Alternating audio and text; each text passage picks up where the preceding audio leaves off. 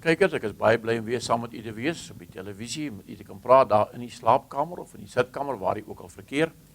Indien u dalk die eerste episode van hierdie reeks oor gebed gemis het, my naam is Kai Bekes van El Shaddai Bedieninge en ek wil graag mense leer om reg te bid. Nou verlede week het ek 'n paar dingetjies gehanteer oor wat gebed nie is nie, maar ek wil nou vandag begin met aanbidding. Wat is aanbidding?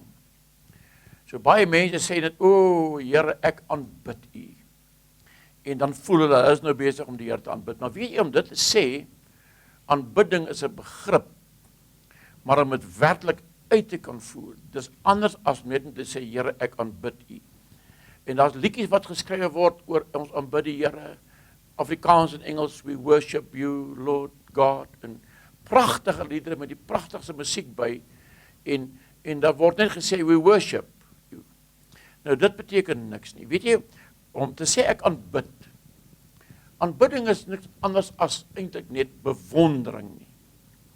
Jy weet, sommige mense aanbid die grond waarop sy meisie loop, of sy vrou, of die man, of die kerel opstap, hulle aanbid die grond waar hulle opstap, sê die mense. Dit is 'n algemene spreekwyse. En daarmee beteken en ek hulle bewonder daardie persoon, bewonder die meisie, sy's mooi, of sy's pragtig, of sy het 'n goeie gesindheid, mooi persoonlikheid, of wat ook al dit is wat haar hom nou so in bewondering intrek. Maar dit is wat aanbidding eintlik is. Aanbidding is nie om vir God te skreeu nie. Dit is eintlik om hom te bewonder vir wie hy eintlik is. En 'n mens kan nie werklik die Here aanbid as jy hom nie ken nie. As jy nou 'n denkbeeldige meisie het wat jy net wil aanbid, dan kan jy haar aanbid, maar niemand gaan weet wie dit nie. Daar bestaan dalk nie eers so 'n persoon nie. Maar as jy nou werklik iemand in gedagte het en jy leer daardie persoon ken, dit is baie makliker om so 'n persoon te eer of te bewonder. En dieselfde met die Here. As jy die groot God van al die eeue wil aanbid, dan is dit nodig dat jy hom kan ken. En die beste basiese manier om te begin om hom te leer ken, is deur middel van die Bybel te lees. Die kennis van God op te doen in die woord. Jy weet, as ons kan kyk wat God al gedoen het in die Ou Testamentiese tyd. Ek wil net vir u 'n voorbeeld, een of twee noem, net om u gedagtes 'n bietjie in die gang te sit. As u net dink toe die volk van die Here uit Egipte uitgelei is. Die Bybel sê, daar was 600.000 manne, vroue en kinders uitgesluit. Nou gestel, elkeen van daai manne het 'n vrou gehad en 3 kinders, is 5. Party dalk meer gehad. Dan praat ons van plus minus 3 miljoen mense te voet, wat deur die Rooi See moet gaan in een nag. Ek het eendag statistieke gesien wat iemand, wat nou 'n bietjie meer wetenskaplik as ek is, opgetrek het, en reken dat daardie see moes oopgekloof gewees het vir iets soos 5 of 10 kilometer breed, om 3 miljoen mense te voet in een nag deur daai see te vat. En om te dink dat daardie mense, die 3 miljoen, het op droë grond deurgetrek. En toe die Egiptenare dieselfde pad volg, toe val hulle vas en hulle verdrink. Nou, as jy dit dink, wat het dit gekos, wat 'n groot God dit moet wees, wat dit kan regkry. Dink 'n bietjie verder. Hierdie groot God het vir 40 jaar lank het hy vir sy volk manna gegee en kwartels. Nou, 'n gomer is min of meer 1,5 liter in ons vandag se maat. Nou, elke dag vir 5 miljoen mense per persoon 1,5 liter goedjies te gee wat lyk soos gom, korreltjies wat hulle fyn gemaal het en gaar gemaak het en gebraai het en gebak het, wat ook al. Maar 1,5 liter per persoon, dit praat van 4,5 liter van die manna. 4,5 liter, vir 40 jaar lank. Vir elkeen 'n kwartel, 3 miljoen kwartels per dag, elke dag, vir 40 jaar. Waar kom al daai kwartels vandaan?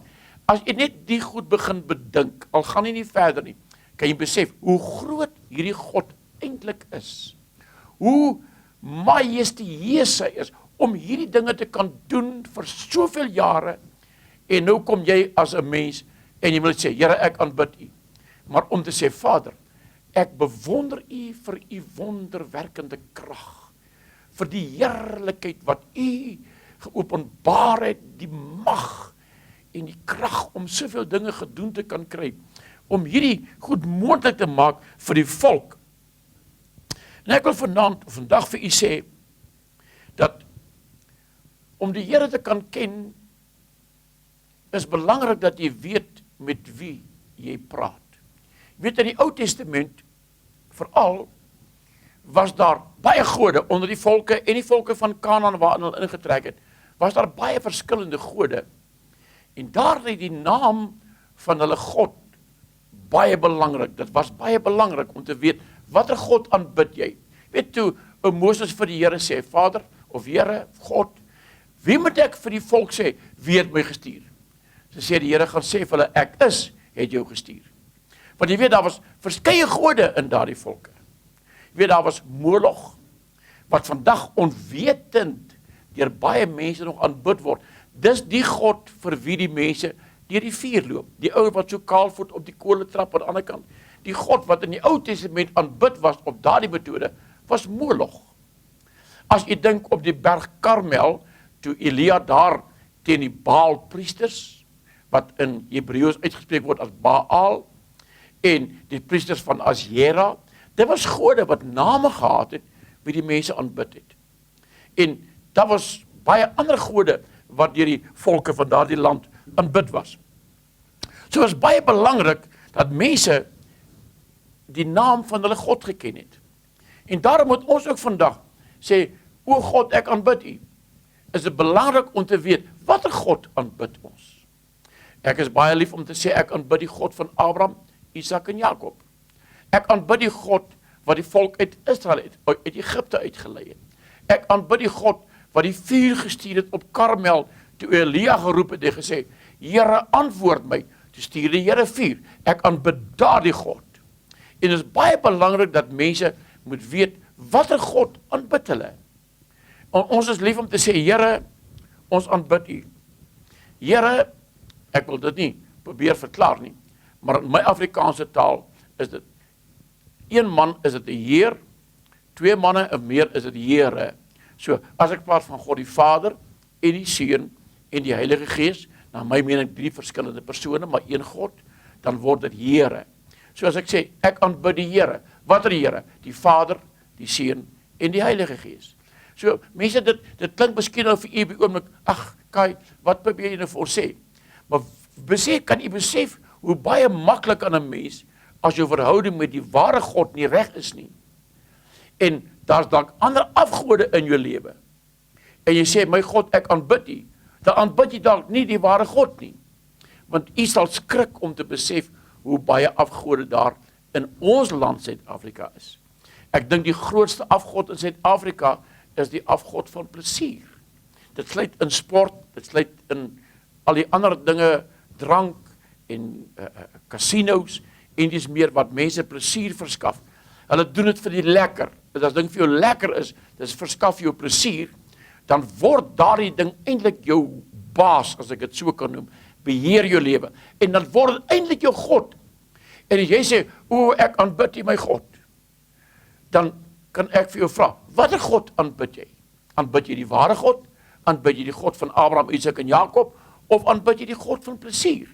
Jy weet, ek onthou baie jare terug, net na toe bekering gekom het, in 'n kerk in Witbank, toe praat die pastoor daar, en hy sê, hy was besig om die kerk te bou, so bo op die muur sit hy besig om die stene in mekaar te bou, en iemand loop verby, en hy vloek, en hy sê, o, my God, en hy spring af, en hy sê vir hom, jy mag nie die naam van die Here jou God uitelik gebruik nie, en die gees van die Here sê vir hom, wie het vir jou gesê, hy het van jou God gepraat, hy ken my nie, hy dien my nie, hy lewe nie sy lewe vir my nie, hy het dalk met sy God gepraat, en weet jy, dit het vir my deur die jare bygebly, dat mense moet spesifiek wees, wanneer ons God aanbid, die God, die Vader van Jesus Christus, die God wat die Heilige Gees gestuur het, die God wat Abraham geroep het, die God wat met Noah gepraat het, daardie God, ek aanbid hom. Hoe aanbid ek hom? Deur hom te vereer vir wie hy is, vir die wonders wat hy gedoen het, vir die almag waarin hy bestaan, vir sy onbeperkte vermoëns, want daar is niks vir God onmoontlik nie. Maar ek gaan ook later in die tyd, soos die ding aanloop, vir u wys, dat die woord van die Here sê, dat vir mense wat God werklik glo, en sy woord aanvaar, is vir die mens ook niks onmoontlik nie. Maar dit gaan later kom. Kom ons gaan net eers verder praat oor aanbidding. Party mense glo jy moet jou oë toemaak, ander glo jy moet jou hande saamvou, party sê jy moet kniel, daar's godsdienste waar hulle vir 'n etenstyd lank op hulle knieë gaan en neerbuig en op aan mekaar neerbuig en opkom en neerbuig en opkom. En ek wil vir u sê dat dit is seker belangrik in die Hebreëse taal is daar 2 name wat hulle vir dit het. En die een beteken om neer te val. Die ander een is om hom te bewonder met woorde. So, dis miskien belangrik vir jou, as jy voel, jy wil neerbuig voor die Here as 'n wyse van onderwerping in sy gesag. Ek persoonlik is lief om te lê en bid, want dis vir my makliker, veral as jy in die nag is, en jy het 'n spesifieke plek waar jy kan kniel nie. Party mense het knielkussentjies, party mense het knielbanke waar hulle spesifiek bid, en ek wil vir u sê, dit is nie regtig, ek glo nie, dit is vir God belangrik, of jy met 'n motor ry, of jy met 'n fiets ry, of jy op die grond lê, of jy voor 'n bank bid, of waar nie. Wat belangrik is dit moet uit jou hart uitkom. Weet, daar's net een ding wat die Here van ons vra. God die Vader vra. Hy sê, God is gees, en hulle wat God aanbid, moet hom in gees en waarheid aanbid, met 'n opregte hart. O, mense, daar's so baie gebede, wat onder die vaandel van aanbidding gaan, wat eintlik net woorde is wat mense uiter, om iemand wat naby hom is, te beïndruk. En dit is, aanbidding is nie om mense te beïndruk nie. Aanbidding is nie om mense te beïnvloed nie. Aanbidding is eintlik net wat, dat is die tyd, wat jy werklik met God, die Vader, en die Seun, en die Heilige Gees, praat. En is baie belangrik om te besef, om met God te praat, is nie nodig om hom te skreeu nie, is nie nodig om hom uit te roep, Here, hoor my nie, dis nie nodig nie, as jy kan besef, en kan verstaan, en kan glo, dat, en ek het dit van tevore genoem, dat Jesus toe hy sterf aan die kruis van Golgotha, toe skeer die voorhangsel van die allerheiligste van bo na onder. Dit wys aan die een kant, dis nie deur mense gedoen nie, as mense van onder afkom, kan hom miskien skeer, maar dit moet van God, die Vader afkom, wat dit van bo afgeskeer het, om die deur oop te maak, soos ek begin aanbid, dan stap ek by daardie deur in, ek stap eintlik in die allerheiligste in, want jy weet, in die Ou Testamentiese tyd, het die hoëpriester eenmaal 'n jaar ingegaan, met 'n bakkie bloed, wat hy vir sy eie sondes moes offer, en voor hy kon ingaan, moes hy die bloed instoot, om hom te reinig van sy sonde, anders sterf hy in die teenwoordigheid van God, daar by die ark. Maar ons het nou 'n hoëpriester, vir ewig, volgens die orde van Melchisedek, en daardie hoëpriester, is ook die een wat vir ons die voorhangsel oopgemaak het. Hy is ook die deur, waar ons kan, nou kan ek instap by Vader, en voor hom gaan staan, en ek kan myself dit sien doen, ek sê, Vader, ek kniel voor u troon. Die troon is dalk nou nie so groot soos 'n gewone stoel nie, dalk is die troon groter as die aarde.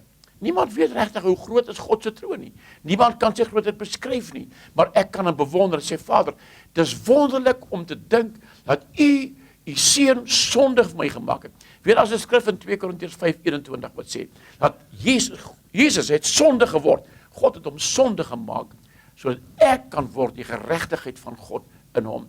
Nou staan ek voor God se troon, en ek besef dit, as ek dit kan besef, dat Vader het besluit om homself met my te versoen. Hy wou my naby hom hê. Toe stuur hy sy seun, om in my plek te sterwe vir my sonde, hy het sonde geword vir my, nou kan ek die geregtigheid van God word. Ek het die reg om in God se onmiddellike teenwoordigheid in te stap.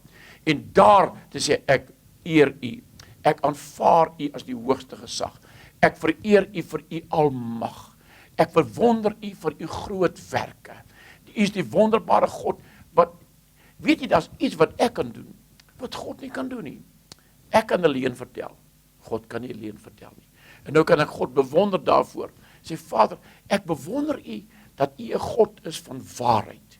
Ek kan u woord glo, ek kan op u woord staat maak, Ek kan op u woord bou. Dis die fondasie van my geloof. Ek kan daarop staat maak as daar 'n krisis sou kom. U kan nie lieg nie. God se woord sê so, Titus 1, die 3de vers, die God wat nie kan lieg nie. Ons kan maar gaan kyk daarna, ek om beproef, God kan nie lieg nie. Dis mos iets om hom oor te bewonder, is dit nie waar nie? Dit is baie meer net as om te sê, o, ek aanbid u, maar om te sê, Vader, u is die God wie se woord die waarheid is. O, ek buig voor u in onderwerping aan u gesag. Ek kom om u te vereer vir wie u is, die almagtige God, die God van wonders, die God van wonderwerke. Weet u, Elia kruip weg vir Agab se vrou, want sy wil hom doodmaak. En hy kruip daar in spelonk weg. En daar kom 'n magtige wind, wat die rotse wegwaai. Dis God se wind. Maar nogtans sê hy, die Here was nie in die wind nie. Uiteindelik kom daar 'n koel windjie, en die Here was in dit. So, jy kan nie God vasmaak net in die God wat rotse kan wegwaai nie. Hy kan ook kom in 'n ander sagtheid na jou toe. So om al die fasette van God te kan leer ken, is dit baie belangrik om Bybel te lees. Mense kan nou maar hoor hoe bid ander mense, en dis maar hoe dit werk hoor. Maar ongelukkig werk dit nie, is nie reg nie. Mense gaan bid ure toe, en dan is daar nou 'n broer of 'n suster wat nou gesê het, o, oom Daan kan so mooi bid. Dan val hy vir oom Daan om eers te bid by die biduur. Dan ryg hy 'n klomp pragtige woorde uit, hy's digterlik in sy gebed. En die mense luister daarna en dink, oom Daan het so mooi gebid, ek wil ook bid soos oom Daan. Dan begin hy oom Daan naap, begin ook sulke mooi woorde soos oom Daan bid. En daarvan het hy gewoord, so geleer, hy bid al net soos oom Daan. Net sulke mooi, pragtige woorde, as jy, och, het daai ou nie mooi geleer bid nie, kyk hoe hoor 'n mooi bid hy. Dis nie waaroor dit gaan nie. Jy kan nie God aanbid en vereer as jy hom nie ken nie. En ek wil u regtig aanmoedig, dierbares. Mense, die Bybel is vol van God se wonders. Die woord is vol van God se heerlikheid. O, die heerlikheid van die Here is so groot. Weet jy toe die Here Jesus op die berg van verheerliking kom, tussen Johannes, Jakobus en Petrus daar saam. En die woord sê dat die heerlikheid van God het op Jesus gekom en hy het in 'n verheerlikte toestand ingeneem. Sy liggaam het wit geword soos lig en sy klere het wit geword. Die materie van die materiaal van sy klere het verander. Het nie 'n ander vorm gekry nie. Het net verheerlik geword. En weet jy, dis daardie heerlikheid van die Here waarin ons in moet beweeg deur aanbidding om dit te kan bereik. En ek wil vandag vir ietsie sê. Weet jy, as iemand vir 'n sieke bid, weet jy wat is dit wat hom gesond maak? Vernaam, kom ons noem 'n ongeneeslike ding soos byvoorbeeld kanker. Weet jy wat maak kanker gesond? Dis die heerlikheid van die Here wat in mense is, wat in die regte verhouding met God staan. En daardie heerlikheid van die Here kom in hulle in. En daardie heerlikheid wat die vermoë het om materie te verander. Dis daardie heerlikheid wat die siekes gesond maak en kankers kan verander in 'n normale gesonde orgaan. En dis hoekom aanbidding so belangrik is. Dis nie 'n verwyling van tyd nie. As jy om te kyk hoe lank kan jy nou aanbid en sê, o, hou jou horlosie dop, sê, ja, ek het nou al 'n halfuur, ek moet nog so 'n kwart uurtjie bid. Ander ouens sê, ek bid elke oggend 3 ure, pastoor. Dis wonderlik, sê eers, dis wonderlik, ou broer, dis lank om 3 ure te bid. Ek weet nie wat bid hulle al sê, maar hulle bid 3 ure. Maar dis nie die lengte wat dit doen nie. Dis die opregtheid van jou aanbidding en bewondering van die Here. Want as jy dit kan regkry, weet jy, in Johannes 17 bid die Here Jesus, en dit word genoem die hoëpriesterlike gebed. En Jesus bid daar, en hy sê, Vader, die heerlikheid wat U my gegee het ek aan hulle gegee, dan praat hy oor sy disippels. So daar bestaan daar die moontlikheid, dat die heerlikheid van die Here oor ons kan kom. En daardie heerlikheid van die Here is iets waarin jy moet instap, hoor. Jy kan nog die teenwoordigheid van die Here voel in 'n diens, dan praat ons van die salwing van die Here is daar. Jy kan voel dis daar, jy kan gewaar, in jou liggaam kan jy gewaar, hier's iets anders nou hier, en dis die heerlikheid van die Here, sy teenwoordigheid. Maar om in die heerlikheid van God in te gaan, gaan jy nie in met 'n gitaar nie, jy gaan nie in daar met 'n trompet nie, jy gaan nie in daar met 'n ramshoring nie, Jy gaan in daar met opregte, ware bewondering van hierdie groot God, wat alles geskep het na sy wil. En kan u indink hoe groot is die Here? Ons kan ure praat oor die grootheid van God, en ons kan hom vir baie lank bewonder, maar weet jy, mens verval so maklik in daai rympie besigheid nie, so maklik in daai herhaling van die woorde, en dit moet eintlik, weet jy, daar was 'n man vroeër gewees met die naam van Praying John Hyde. Hulle sê die man het tussen 14 en 16 uur op 'n dag gebid, hy het 'n bidkamertjie gehad. En die sementvloer waar hy gekniel het by sy bankie, het die knieë 2 holtes uitgewerk soos wat hy gekniel en gebid het in beweging voor die aangesig van die Here. En hy het op 'n dag by 'n fabriek in een van sy gemeentelede hom genooi om by sy fabriek die seën te kom uitspreek en te kom bid. En hy kon staan op 'n platform daar op die grondvloer werk die werkers in die fabriek, groot fabriek. En terwyl hy daar staan, hy het niks gesê nie, toe val die mense op die grond neer en begin na God roep en bely hulle sonde, want hy het die heerlikheid van die Here by hom gehad. Toe gaan mense, hulle besluit, hulle wil hoor, wat bid hy? En toe gaan luister hulle hom af. Hy fluister 'n paar woorde, en dan sy verlang stil, dan kom daar hierdie diep uit sy binnekantste uitgekreun in oorgawe aan die Here. So aanbidding is nie altyd net woorde nie, maar is daai diep, wonderlike, opregte oorgawe aan die Here, om te sê, Here, U is my God, ek is U diensknegt. Laat my toe in U heerlikheid, want U is wonderbaar. En as ons daar die stadium van ons gebedslewe kan regkry, daar's nog baie ander stadiums wat ek oor gaan praat, maar weet jy, ek voel aanbidding is vir my persoonlike verhouding met die Here, en te wille van die mense rondom my, die belangrikste gedeelte van my gebed. Eintlik ons hele gebed behoort eintlik min of meer net aanbidding in te hou. As ek dit kan regkry, man, ek wil waag om vir u te sê, as ek vir 5 minute op 'n dag werklik net hom kan aanbid, en hy in daai paar sekondes my kan sien en met my kan ontmoet, dan kan ek die grootste krag van God word in Suid-Afrika. U kan dit word. Jy het nie geleerdheid nodig nie, jy het nie 'n graad nodig nie, jy het nie nodig om in die bediening te wees nie, jy het nie 'n spesifieke pak klere nodig nie, jy het nie 'n spesifieke hoed nodig of 'n spesifieke paar skoene nie, net 'n opregte hart om te sê, Vader, ek buig voor U, die ware God van al die eeue, en daarmee wil ek hierdie aanbieding vandag afsluit en vertrou dat dit vir U 'n groot seën sal wees. Die vrede van die Here gaan met U.